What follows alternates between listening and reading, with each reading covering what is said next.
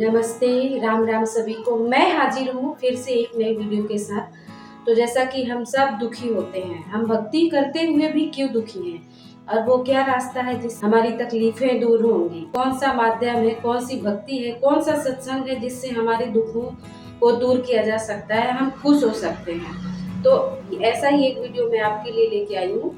तो ये वीडियो जरूर देखिए, पूरा देखिए, तो आपके सभी दुख और तकलीफों को ये सत्संग आपका दूर कर सकता है। देखिए ये वीडियो। अपने आत्माओं, आपको कंपल्सरी कर रखा है कि 4 महीने के अंदर आपने आना ही पड़ेगा जो भारतवर्ष में रह रहा है। किस लिए कहा गया है? ये बच्चे हैं, आप अपने बच्चों को एक रोजी रोटी के लिए पढ़ाते हो कि मेरा बेटा या बेटी पढ़ के कोई शिक्षा ग्रहण करके ये कोई ऊंच पोस्ट प्राप्त कर ले या अपना धंधा ठीक कर लेगा। उसको 16 वर्ष का समय, 15 वर्ष, 20 वर्ष का समय दे देते हो, बेटा और ट्रेनिंग कर ले, फलाना कर ले, बढ़िया रोजगार हो जाएगा। और आत्म कल्याण के लिए आपके पास क्या 365 में तो 30 दिन भी नहीं मिलते, तो फिर कैसी भक्ति करोगे? किसा तुम फिर ड्रामा, फिर तो ड्रामेबाजी है। तो कहने का भाव ये है कि आप जी को इसलिए बुलाया जाता है कि यहाँ आने से आपको घना पुण्य मिलेगा, आपकी आत्मा को ऐसे परिपूर्ण कर दिया जाता है जैसे बच्चा छोटा सा गली में खेल रहा होता है। माता को पता है कि खेल में व्यस्त है और समय पर आहार इसको नहीं कराऊंगी तो ये दुर्बल हो जाएगा, बीमार भी हो सकता, रोगी भी हो सकता है। वो खेल रहा होता है अपने बच्चों में, भाई बहनों में बाहर, और व्यस्त होता है। माता उसको उठा के लाती है कि चल दूध पी ले। वो रोता भी है, वह घसीट कर लाती है कि ना चलना पड़ेगा, चल। उसको दूध पिला देती है, फिर छोड़ देती है। वो तो दूध पीता पीता भी न समझा कि छोड़ दे माँ, भाग लूँ मैं।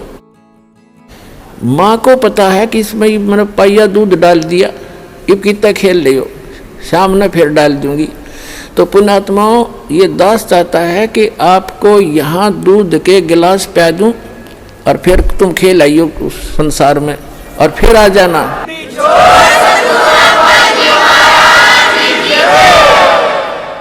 ताकि आपकी आत्मा दुर्बल ना हो और आप जल्दी युवा हो जाओ। जैसे माता पिता देखना चाहता है मेरे बेटा बेटी जल्दी युवा हो जाए, स्वस्थ रहें। दास के आप बेटा बेटी हो, आत्मा के पिता गुरु होते हैं और शरीर के पिता माता पिता अन्य होते हैं। तो दास उस दृष्टिकोण से है, जैसे आपको बताया था कि बालक प्यारा बहुत ही माँ का, उनसे बढ़कर शेष गुरुओं का। तो आप जी गुरु जी को जो बच्चे होते हैं, शिष्य होते हैं, वो माँ से भी कई गुना 100 गुना अधिक प्यारे होते हैं। इसलिए आपको बार बार बुलाया जाता है। संत मिलन को चालिए तजमाया अभिमान, और जो जो कदम आगे रखे ओ है यज्ञ समान। तो कितना परिपूर्ण हो रहे हो आप, और आप कितने भूखे हो, कितने खाली हो चुके हो, इतना पुण्य कराया जाएगा आपसे यहाँ पर। और जब जाके आपकी स्थिति ऊपर उभरेगी, इतना माइनस हो गया आपके पुण्य पाप इतने बढ़ गए। अब क्या बताते हैं कि परमात्मा क्या कहते हैं कि जैसे भक्तिहीन प्राणी जो होता है, आपको कितना त्याग किया जाएगा, पर परमात्मा कहते हैं कि आपको एक श्वास उस श्वास का ऐसा मंत्र दिया जाएगा सतनाम, जिसके एक ही सिमरण की इतनी कमाई बनेगी आपकी। कहते हैं सतनाम तराजू के एक पालड़े में, और पृथ्वी लोक, स्वर्ग लोक और पाताल लोक, ये तीनों लोक तो पासिंग रख दे, जो सौदे में नहीं है। इससे हटकर इस ब्रह्मांड के अंदर जो 14 लोक हैं, विष्णु जी का लोक, शिव जी का लोक, इंद्र का लोक और शंकर जी का लोक, दुर्गा का लोक, और ऊपर ब्रह्मलोक, और उस ब्रह्मलोक के अंदर और धर्मराय का लोक, ऐसे एक इंद्र का अलग से लोक है, एक कॉमन स्वर्ग है। इस तरह के 14 लोक चढ़ा दे,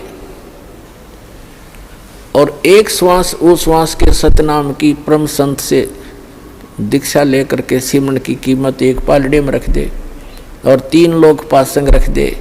कहते तो ना तुला तुलाया राम रंग होरी हो, सतनाम पालड़ रंग होरी हो, 14 लोक चढ़ावे राम रंग होरी हो, 3 लोक पासंग धरे रंग होरी हो, तो ना तुले तुलाया राम रंग होरी हो। होरी माने खुशी, कि अब खुशी मनाओ तुम, ये झूठी होली मनाओ लाल पीले मुंह करके, वो नहीं, अब होगी असली खुशी, अब असली होरी। एक सतनाम की कीमत आपको कितनी मिलेगी? तो कहने का भाव ये है कि जैसे भक्तों से कहा जाता है कि आप जी ऐसे करो ऐसे करो, ये क्रियाएं बताई जाती हैं, तो स्टूडेंट को, विद्यार्थी को टीचर बताया करता है, ये होमवर्क, ये क्लास वर्क।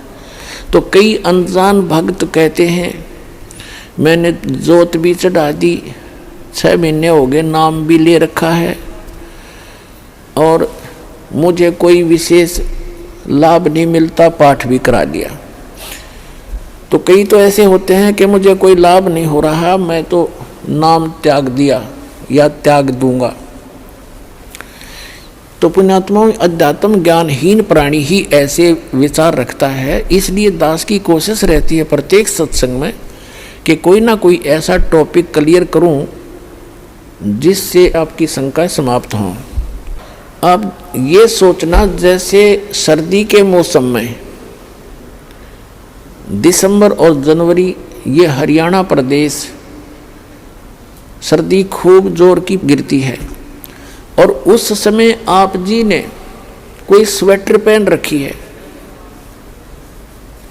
और आप ये कहते हो कि मैंने स्वेटर भी पहन रखी है, कपड़े भी मोटे पहन रखे हैं, और फिर भी मुझे ठंड लग रही है।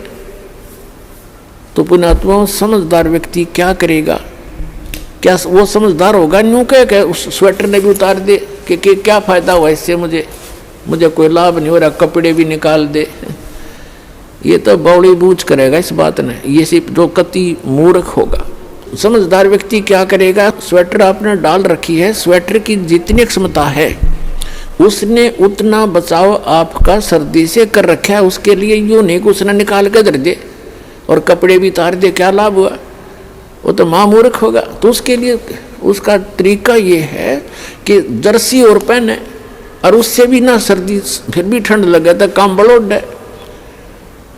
तो पुण्यात्माओं, धर्म से ही दुख दूर होंगे, भक्ति से ही। भक्ति में सारी चीज इंक्लूड हैं, दान भी, सिमरन भी, नित्य नियम भी, मर्यादा भी। और जैसा भी आप दान धर्म कर रहे हो, यूं समझ ले आपने स्वेटर पहन ली, और उस स्वेटर उतारने से कोई लाभ नहीं होगा, और बढ़ाना पड़ेगा। आप जर्सी और पहन लो, और जुराब अच्छी मजबूत पहन लो, यानी धर्म को बढ़ावे, घटन नहीं दे। भक्ति बढ़ानी चाहिए, घटनी नहीं चाहिए, तभी आपको सफलता होगी। तो पुण्यात्माओं, आपका सौभाग्य है, आपको यथार्थ भक्ति मार्ग सुनने को मिला, और ये वो शुभ दिन है, आज के दिन दास का ये अध्यात्म जन्म हुआ था।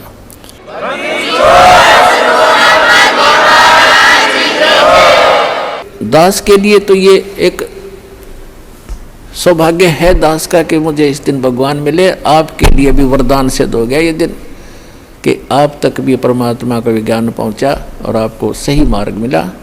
इस पर डटे रहना, लगे रहना, औरों को भी समझाना। बोलो सतगुरुदेव की। जैसा कि आपने देखा, संत रामपाल जी महाराज ने अपने सत्संगों में बताया कि हमारे दुख दूर कैसे होंगे और हम सुखी कैसे होंगे। तो अगर आपको इस तरह की वीडियोस और भी पसंद है तो वीडियो को लाइक कीजिएगा और कमेंट बॉक्स में अपनी राय जरूर दीजिएगा। मैं मिलूंगी फिर से आपसे एक नए वीडियो के साथ। तब तक के लिए नमस्ते, राम राम सभी को।